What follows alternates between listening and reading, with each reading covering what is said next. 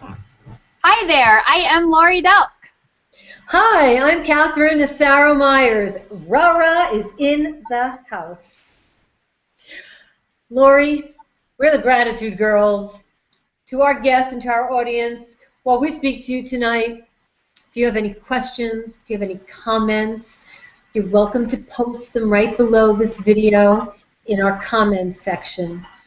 Now, we have a special guest tonight, but before we get to our guest, Lori, could we take a few minutes to say hi, see what's going on with one another? I know there's so many wonderful things going on. I'm speaking to everyone tonight from Toronto, Ontario, Canada. So I would like to welcome any of the American, the Canadian, the European viewers that we have. Lori, where are you calling us from tonight? I am in Nashville, Tennessee. Wow, Lori, I think you and I have to put Tennessee and Ontario on each other's map. What do you think? We do, and I got my passport now, so I'm ready, right? That's right. I saw that. That's why I was actually taking a few minutes to bring this up, because I saw that you have your passport, and I was thinking that nothing should be stopping us from doing a Gratitude Girls show in our own home city together. I mean, as much as we do like traveling, we can try that. And for the new year, we should probably set a schedule up. And speaking of traveling, have you recently traveled to another city in the States? I did. I just got back from Vegas. That's amazing. That's wonderful. So we definitely have to agree that traveling is part of Gratitude Girls, I guess, our MO.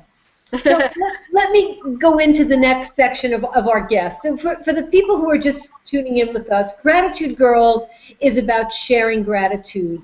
Really what we're doing here tonight and every month since we started our show is opening up the forum for our guests to share their stories. And the stories that we have heard to date are amazing and they're wonderful. But let me go to tonight and to our guest. We have a very special guest this evening. And I'm going to make the introduction and then I'm going to have our guest tell you a little bit about herself.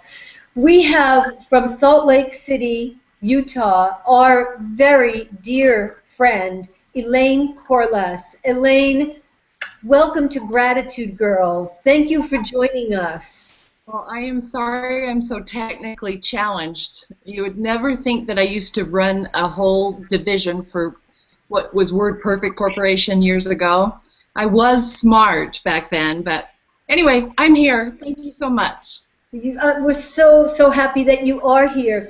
Elaine, what's really great about Gratitude Girls is sometimes, we have that story, right? We know exactly what we're going to say, but we get an inspiration from something.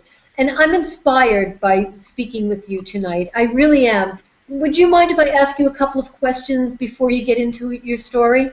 Sure. Great. For our viewers tonight, can you tell us, paint a picture of what is a day in the life of Elaine? Right now? Today? Okay, sure.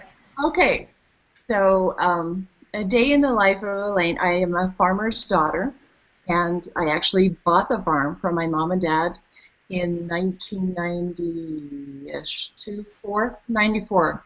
We purchased the farm from my parents, and so right now we have buffalo on the farm, and we process hay. So alfalfa and grass hay we sell to horsemen, people who have really nice, fancy horses. We just sold our cattle so that we can travel more, and we have 4 kids, 3 grandchildren, and I'm blessed to be able to work when I want to, and I'm so inspired to work more now. I'm just listening to another call. I'm just so pumped up. I feel like my time is now, and this time around, I'm going to do it for me. I've always been doing it to help somebody else, but this time around, it's my time. So I'm excited to do it. Well, Elaine, there's a word that comes to mind when I'm listening to you, and I don't know if this is appropriate, but you're such a lovable person. Oh, thanks. Yeah, today's a good day. I'm pretty lovable today. Okay, it's coming through in Google Hangout. I can feel the love. Tell me a little bit about what does inspire you. Would you be able to share that with us and our viewers tonight?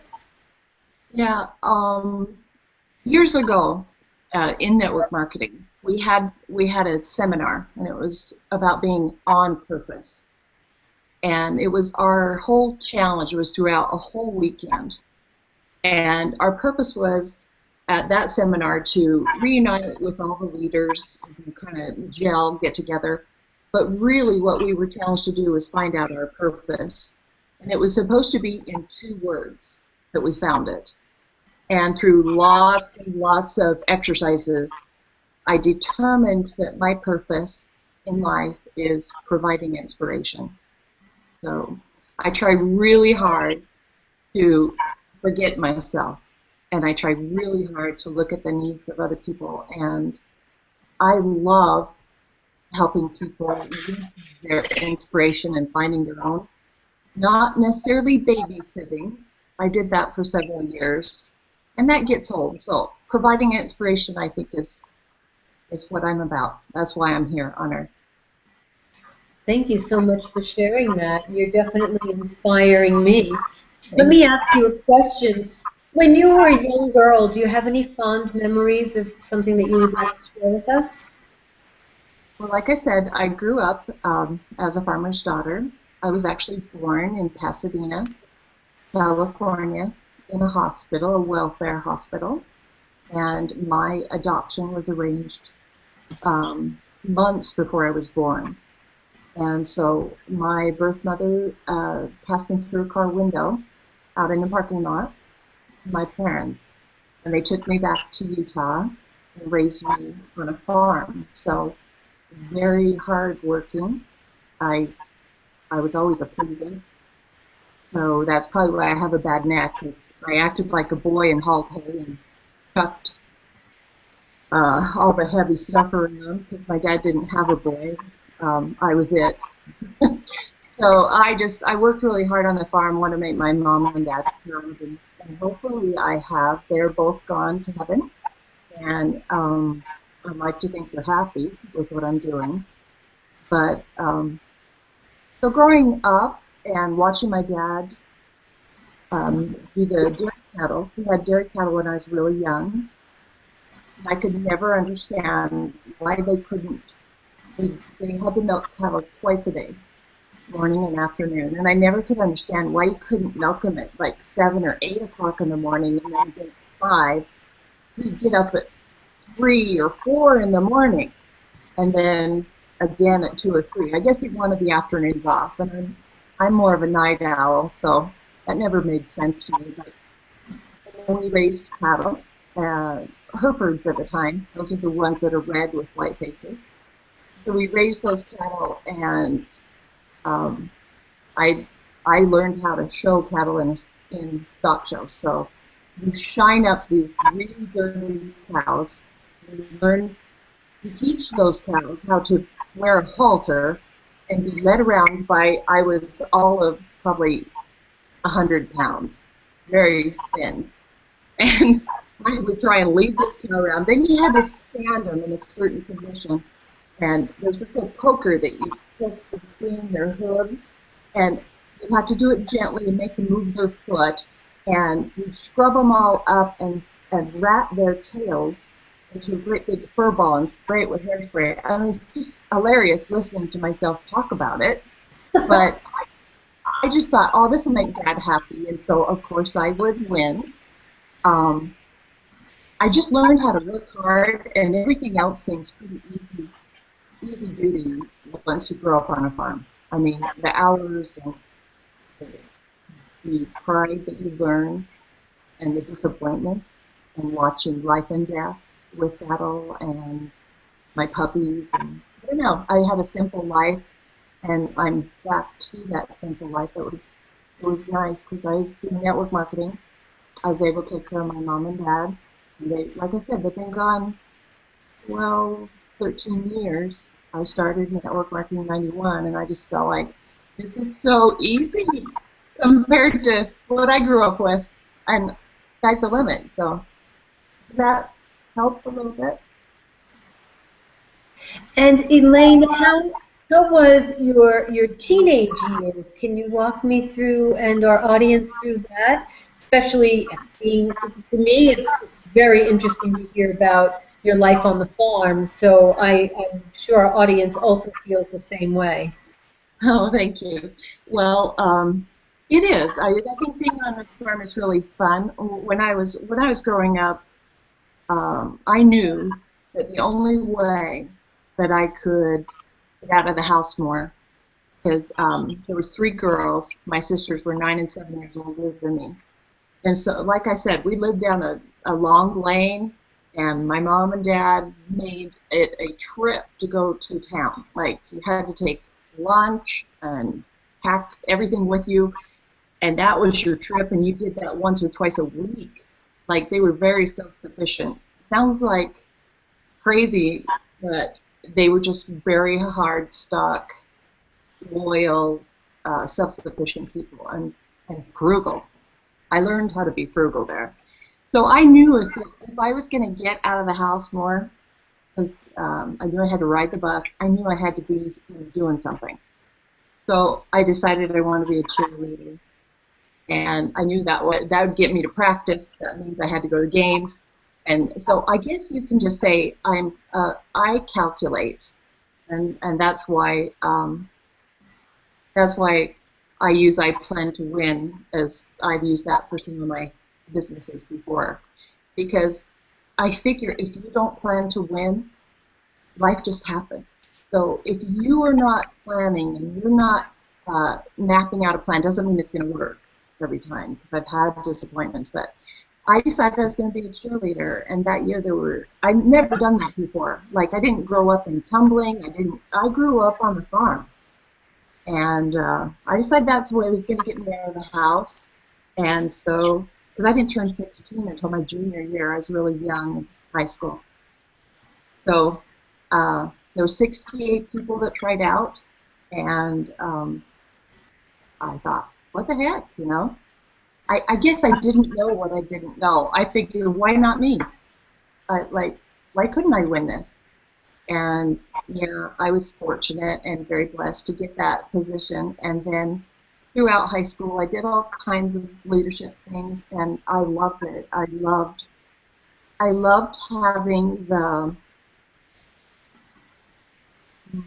I liked the challenge of making people happy.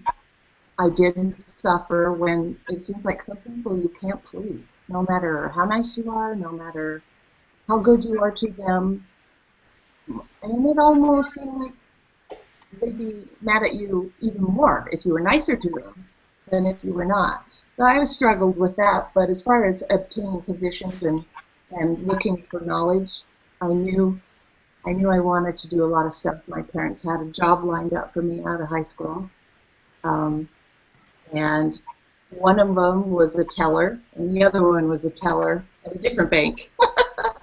And they were so mad that I didn't accept that. But I decided I wanted to get out and keep going and, go out. I didn't know what I wanted to do, but I wanted to do something. So high school was really fun, and I felt like I knew everyone.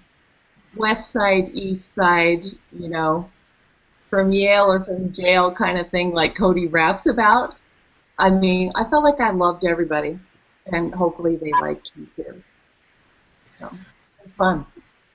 Now, Elaine, you said you have 4 children, right? Yes, I have a boy, and my oldest is 26, and a son, and then my daughter's 24, and then 2 boys after that, and they are almost 21 and 20. So they were close together, and I had those 2 during my biggest years in my network marketing career. My biggest production years, and was doing, I was waddling across the stage about to give birth, handing out trophies. Another partner and I, we did our own convention. So the company didn't do them at that time, so we took the ball and ran with it. So you just do it. You don't sit back and think, well, I look terrible. And back then you wore tent dresses. You know, you didn't show your belly like now. You wear spandex and show that cute little bump. Oh, that would have never happened. So it was fun. I think about it, how I did it, but I just put my head down and went to work. So.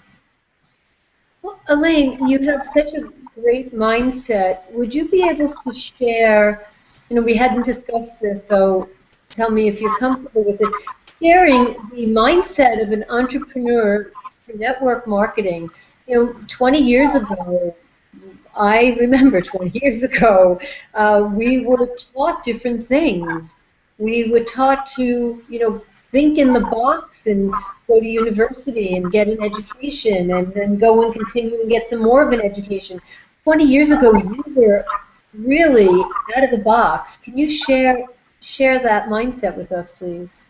Sure. One of my famous quotes is, there's a couple, do something is one thing I like to talk about. And then the other one is, necessity is the mother of invention.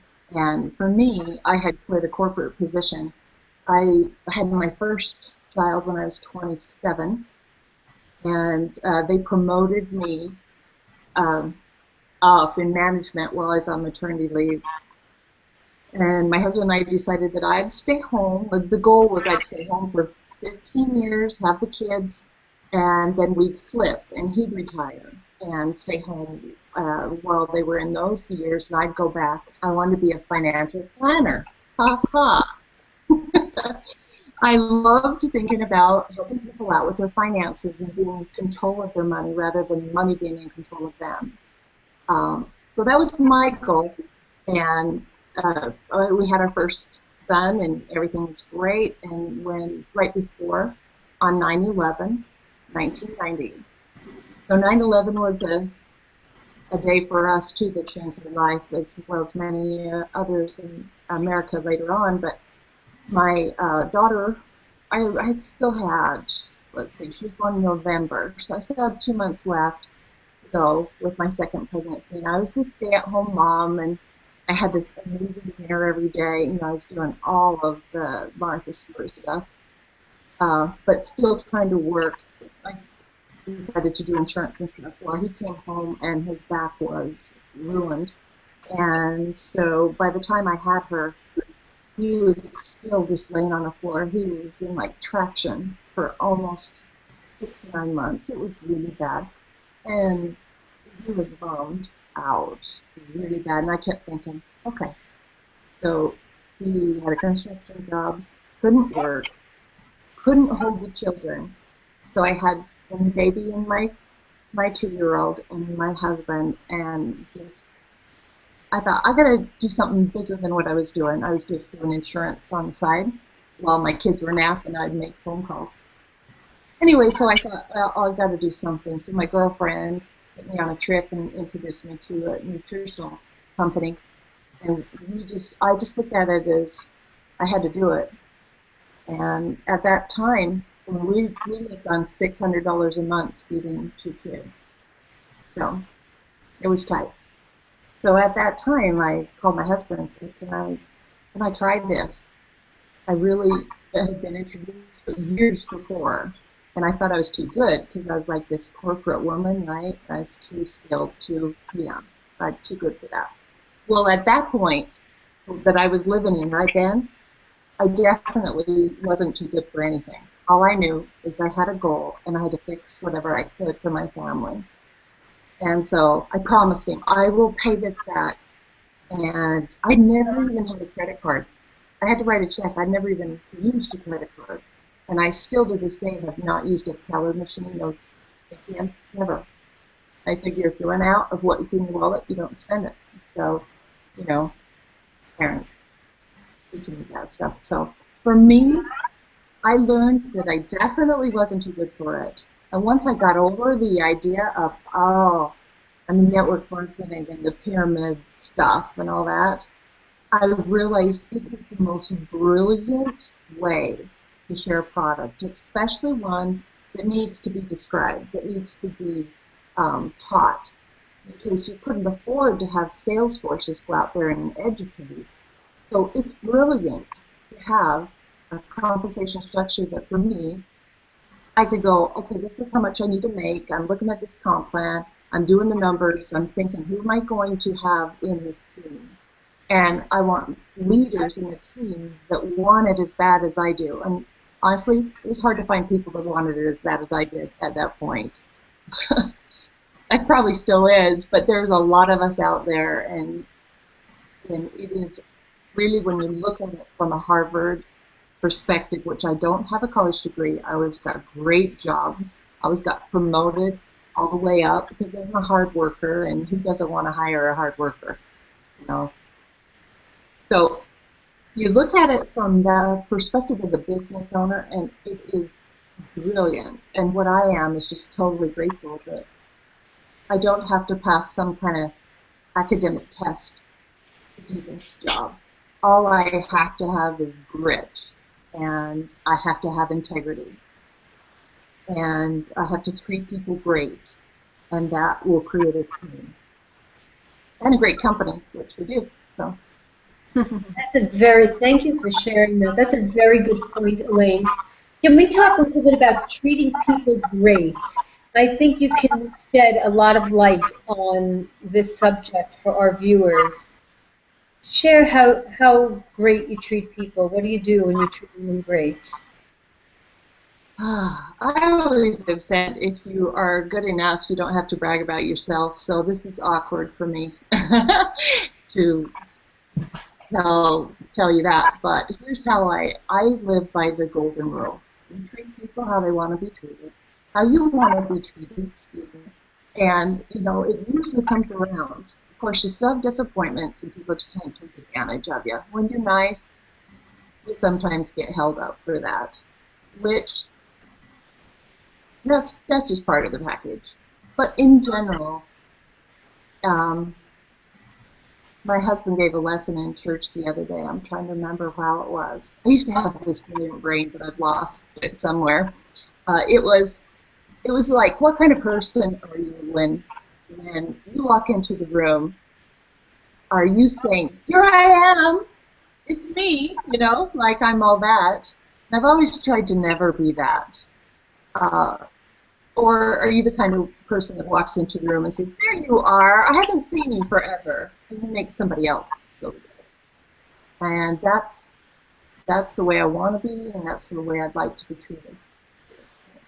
Pretty simple. Thank you for sharing that, Elaine.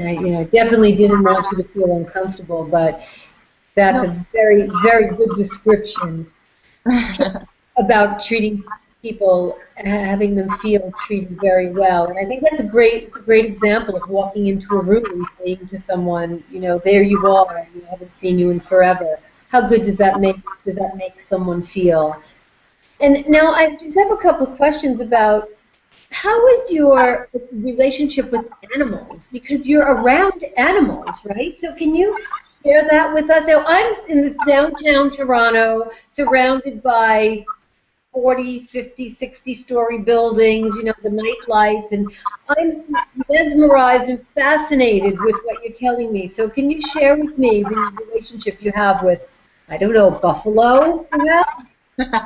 Well, the buffalo are actually, here's the interesting thing. I think you have to keep your eyes open when our kids are getting older, they're moving, they're doing their life, right? And when our oldest son, who is the most interested in the farm, decided he couldn't afford to build on the farm right now, he wanted to get a different house, oh, we were crushed. But we knew that that was a good move for him and his wife, and financially too, it was a good idea to invest. We realized then that it's really just Dean and myself. So you got a bad neck and you got a bad back. And, you know, I was sitting there thinking, why are we doing this? So I told my husband, I don't want you to get hurt. So I think we ought to get rid of the cattle and just sell hay, which we can function with. He was bummed getting rid of those cattle. And like, we have hand-raised cattle that's like the mom died while giving birth or shortly thereafter, and so we've had to hand raise them. I mean, these are big 2,000-pound cows that thought they were our pets, you know, like dogs. And so I don't know. You just realize that everything has a spirit. It really does. And if you take the time to listen to that and get to know it, it will enrich your life. I think what happens in life is we get so caught up in our tasks and our objectives all the time that we forget to just listen and just realize that if we're more worried about giving back than we are about getting, you can find so much satisfaction in just, like I buy puppy treats. So my dogs are cow dogs, right? But I buy puppy treats and hand feed them the treats every day that I'm home. And I've turned my grandkids onto doing that. And even my 20 and 19-year-old son, I'm like, you come out and do these treats. Oh, those puppies are so excited. They're just like, oh, I can't believe you're giving me this. You know, besides the regular dumb stuff that I eat, you're giving me this, and you're hand feeding it to them. So I just think that we are so much greater than we realize, and sometimes you just gotta get back to basics. So the animals are not, the buffalo are not ours. Actually, we own just one, but the whole idea came about as we decided about how are we going to get rid of these cows and do something different at this stage. And so my husband just kind of was mulling that around, and I was putting it out there. I've learned that if I really want something, I eat, drink, sleep. I think about it constantly, and I pray that I'll be guided, and that when I do find the right answer, that I'll actually recognize it. I won't be so busy talking in my head that I, like, what'd you say? Okay, what? So we put it out there, and a friend of ours that is a dentist, he's like, I want to have buffalo. When I retire, I want to be like a big buffalo rancher, you know, a mini Ted Turner, right? Mm-hmm. And he's like, do you know anybody with ground? And he's like, buffalo? You want to do buffalo? Do it at my house. So we just made the deal, and now these majestic animals are in my backyard. I'll post it on Facebook tomorrow so you can see it. It is amazing. It's like, wow, am I in Yellowstone, or is this my backyard? And so you got to come and see it. So, thank you for saying that, because I'm very intrigued. Thank you. Maybe we can post a picture of the buffalo on Gratitude Girls as well with your permission. I'll do that. Okay, now, thank you for that. Now, there's something else I want to ask you, and I have my eye on the time, so I hope I'm not keeping you too long. I have grandchildren, and you mentioned that you have grandchildren, and my name is Rara. What do your grandchildren call you, and would you be able to share a little bit about that part of your life with us? Yeah, well, I've tried to get them to call me Grandma Laney, because just Grandma Elaine just sounds so formal. So I'm trying to adopt myself as Laney, and you know, I'm thinking maybe changing my business name to Laney C. I don't know.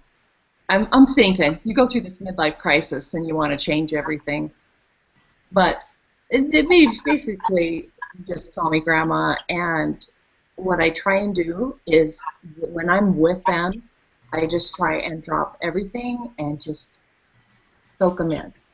Just soak them in and just dream with them. Like I love dreaming. I love creating plans, changing plans. You know, I like working with the kids to let them know that they are capable of anything they want to do, and helping them capitalize on that. And so far, all three of them have very good sense of self, and that's not because of me. Their parents are great, but it's just so fun. It's so fun. I love it. So they just call me Grandma, but like I kind of ignore my children when the grandkids are there. Sorry. I love my children, but I feel like this is a pivotal time for these little kids, and I do anything for them. They're just fun. What do you do with yours? Yeah, well, I build Legos with my grandson. We play Candy Crush. We get on those video games, and you would not imagine the things that I do and at the age that I can act. I can completely forget my age. That's But awesome. I it's a don't know good. how to play Candy Crush. I've never done it. So, Oh, yeah, well, we do funny things. And I like to get lost in the moment, and I'm extremely competitive. So if we're playing Candy Crush and I'm at level 1 and my grandson's at level 200 or whatever, we know it's a long way for me to go, but I'll chip at it every day just so that, I mean, I haven't lately, but I'll chip at it every day that I'm close to him so that I can explain to him that I'm doing it. I'm going to get there. I like to demonstrate different ways of doing things. It's not always instantaneous and instant gratification. So yes. I do get to relive my childhood. I find that it's a great way to pay maybe better attention because I wasn't paying too much attention when I was younger. I was so busy rushing through it that now I get to take my time.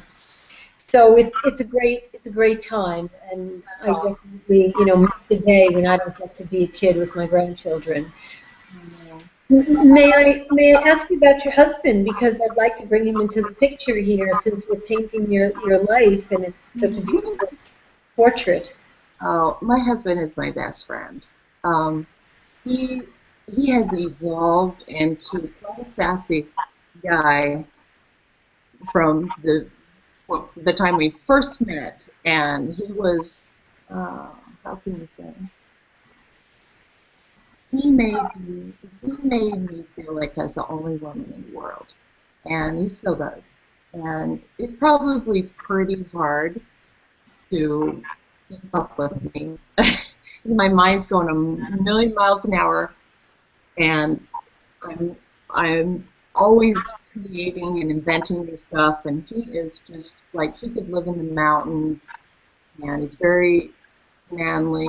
He hunts. He's got a million different hunt things that he does, and he used to do taxidermy. He's in construction, but the nice thing is my plan to win actually worked, and he was able to retire at 37, and he's 56. He's had quite a little bit of a retirement already, and we're looking forward to. I'm never going to retire. There's no way. I take time off from projects and things to help my family. Like without network marketing, I couldn't have taken care of my parents as they passed on in the years that I did.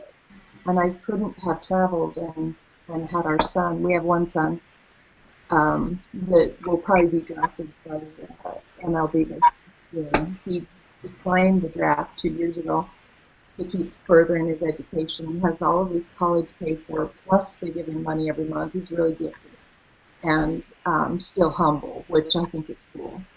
Um, but Dean taught him, I mean, we traveled all over the U.S. playing accelerated ball, Brady's a pitcher, and Dean coached all those teams, and he would just do anything for our little family, and he just treats me wonderful and picks up with me, and then he puts me in line when I get out of line. Once in a while I do. Once in a while I probably get to be too much, and he lets me know in his kind way, okay then. And so then I try and be good again. But he's awesome. Thank you for sharing that about your husband. Let me ask you something. Elaine, what do you do for you in your downtime? When you're not working and you're not giving and you're not helping someone else to be the best that they can be and you're not with your grandchildren, what do you do for you? If you wake up and you say, this is my Laney day, so what do you do? Hmm. Uh, I I don't think I do that, to be honest with you. I really don't. To give you one idea, we came down, we purchased a home and in St. George, and that's just kind of that's probably my big gift to myself because it's totally different. I don't have to mow grass. I don't have weeds. I don't have to do anything. Just come down and you'll have to come here too. It is something different, and it's it's just a totally different climate. St. George is 20 degrees warmer than where we're at. It's totally different. It's red rock, and so I come down here and I decorated my home modern Hollywood, which is not what my ranch home looked like. Very rustic and woody. And anyway, so that's probably the one thing that I have done. But usually, if I think about myself, I just think about giving somebody a present or something, not me. Not very good at that, and I realize that I got to take better care of myself. I kind of let well, somehow my health is not as good as it should be, and I'm trying really hard to, take care of myself better. Yes, we definitely need to take care of ourselves. There's no question, because then how can we take care of others? Yeah. Elaine, I totally love what you shared, and I would like to give you an opportunity to ask Gratitude Girls, ask Lori and I a question or two. Again, I know it's the time, but I know that we would like to be able to have an exchange with you. Is there, if you don't have a question, that's fine, but do you have a question for Lori or myself? Yes. First off, I just want to say that I was so grateful to get to spend the weekend with you guys at the leadership retreat. And everything that I thought about you was actually even better than I expected. I mean, for you guys to take me in and we spent so much time together, and I just absolutely fell in love with Mason. What a gentleman. What a giant soul in a small body. Would love to mentor and help him any way I can. But you two exceeded my expectations, and you definitely are the Gratitude Girls. You just radiate your kindness, and I was with you 24/7. Like, I was with you, so I would have seen if it's a show that you put on, and then you're kind of not nice behind the scenes, because there are people, unfortunately, that I've come to find out are like that. You were the real deal the whole time, and so you elevated my expectations of myself, and just, wow, I'm just so honored to know you. So what do you guys do to pump you up? Obviously, this is who you are, and I think we're mostly born, and born the way that we kind of turn out, but we can change it. I totally believe in that. Obviously, you were born with greatness, and just sweetness. But what do you do to keep yourself, to a position where you radiate so well, and you're both so amazing? What do you guys do? Lori, would you like me to answer first, or would you like to answer first? You can go ahead. Okay, yes. So thank you for asking, Elaine. Everything is an evolution. It evolves. Most recently, over the last very short time, couple of weeks, I'll tell you what I do. I am really excited about, we have a page on Facebook. I really like camaraderie. I really enjoy being part of a community. I radiate when I feel that I am doing something for someone else. So what I am currently doing is I go on our Gratitude Girls page, which is, we can tell you where that is later, and I will post what I'm doing. I'm doing my morning energizing yoga, or my weight loss strength and lengthening yoga, or I'm doing my tapping, and I post these things, and I pretty much lead a life of transparency. And I put that up on that page and actually communicate with men and women all over the world. It keeps me accountable. I have decided to subscribe to the temple of my body, and I have decided that it needs to be the best I can possibly have it in order to attract the best. So it is an ongoing, wonderful journey for me, surrounded by people who also believe in gratitude. Lori and I have made a commitment to one another and we hold each other's hand on this journey, and we are partners through and through. And it has warmed my heart the moment that I met Lori and the moment that we were put together in the same 3 square feet on that stage amongst I don't know how many thousands of people. It was meant to be. So what I do is I care for myself with the community that surrounds themselves with me. I hope I answered your question. Yeah, very, very well said. And I totally see that in you. I mean, just spending the weekend with you, I noticed that you are committed to taking care of these certain things. And between you and and Laurie, I don't know who gives back more with Facebook and just and contributing. I was thinking you just went to this big convention and I streamed it at my house, which hardly seems fair to be kicking back on the kicking back on the recliner watching you guys have all that fun, man. I was just like, dang, I need to be there. But you are so gracious at just giving us all a little taste of it. And Catherine, I have seen you with the crowd, and it is your crowd. I mean, you are so gracious, and I can't between the two of you, it was a divine for you guys to receive that award, and the fact that you're actually using what you won to give back is proof. So tell me about you, Laurie. How do you keep yourself pumped up? Well, one of the things I do the most, I think, is,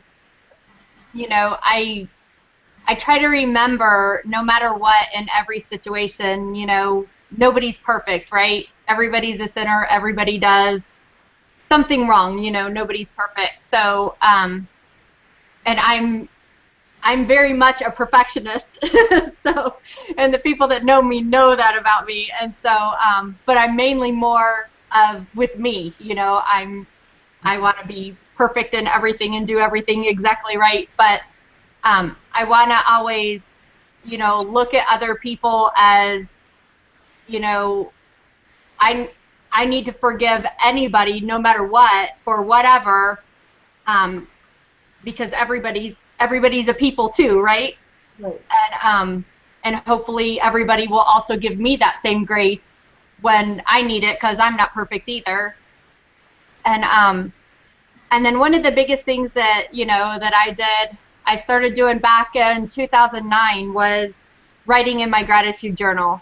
And I write in that every day of just a few things, just before I go to bed at night, a few things that I write down and think about my day, and before I pray, and just think about what kind of good things have happened to me, and jot those down, because also, like they say, what you think about, you attract, right? So I want to focus on those good things, and then try to forget any of the things that I don't want to think about and dwell on. And then the same thing, just looking at people of,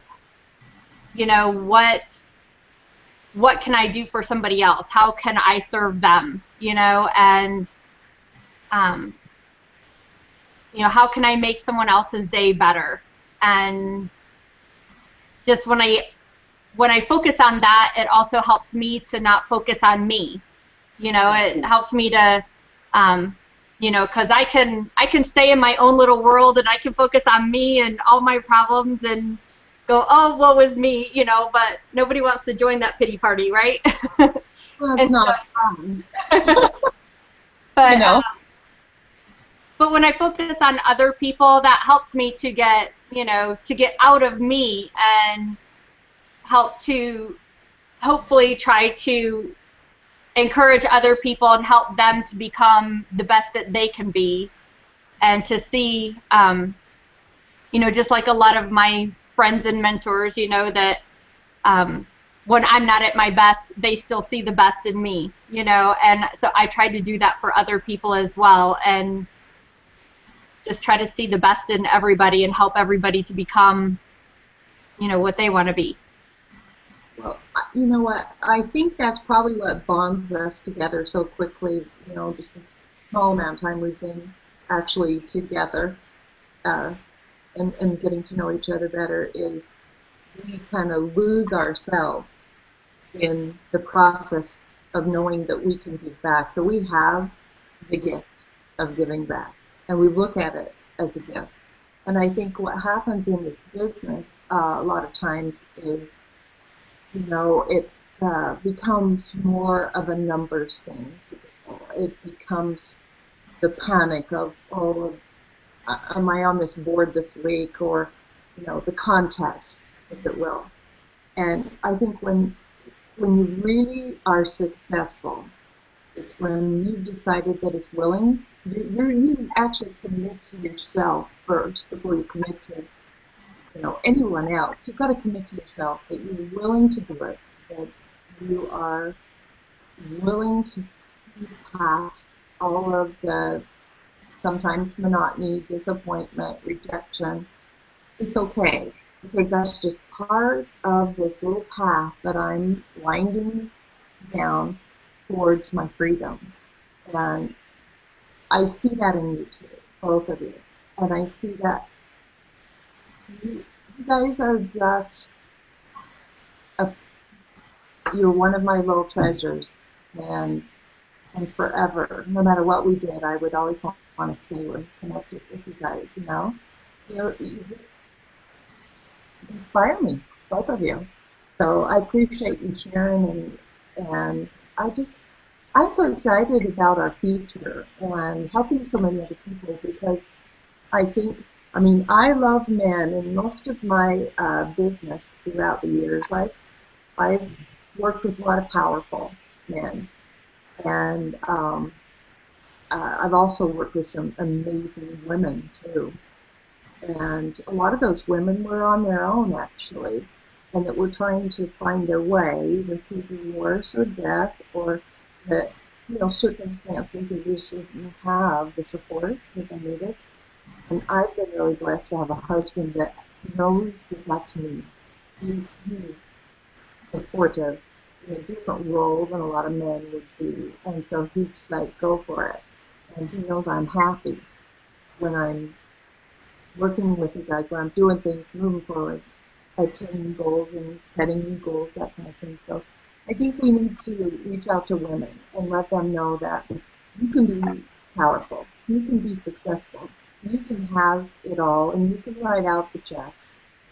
And you don't have to be mean, and you don't have to devalue your motherhood, your grandmotherhood. You know, I told the grandkids, so we, you know, the whole family's coming for Thanksgiving. I said, as soon as I'm done with my calls, I've got to be on these calls. As soon as I'm done, we're going to have a bathtub party. And so we're going to bring them in and put them in the big bathtub, and then we're going to watch movies and play and snuggle. So we can have it all, especially modern today. You know, we can see each other in different countries right here, right now, and I feel like I could just almost squeeze you. So you can have it all. Um, you don't have to be ruthless. You just have to be committed, and you can weed out those that are not like-minded with you.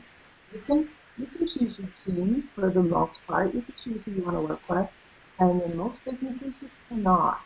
So I think we're, we're in a good spot where um, we attract the right people, and with the kind of bonds that we can show people. I hope we can inspire many, many other people, men, women alike, you know, and younger people too, to take a hold of the horns and, you know, get it done while you're young, so you can spend the rest of your life playing. Well, Elaine and Lori, you know, we can certainly look to the future and find another time that we can be roomies. I think, Elaine, we started to talk about that. And let's pick another place, another time, another location, and let's do it again. Okay, Let's create another precious memory. I'm in for sure. Good. Good. Thank you. Thank you for that. Lori, I'm looking at the time. I know our viewers are, maybe looking at the time too. Elaine, from the core of my heart, I want to thank you so very much for being our guest, for being our friend, and for being our roomie. That is really, it was special. It still is, and the memories are very fresh in my mind.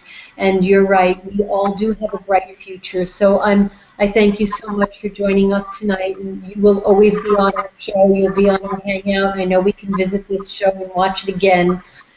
I would like to say, Lori, because we're booking for the future 2015.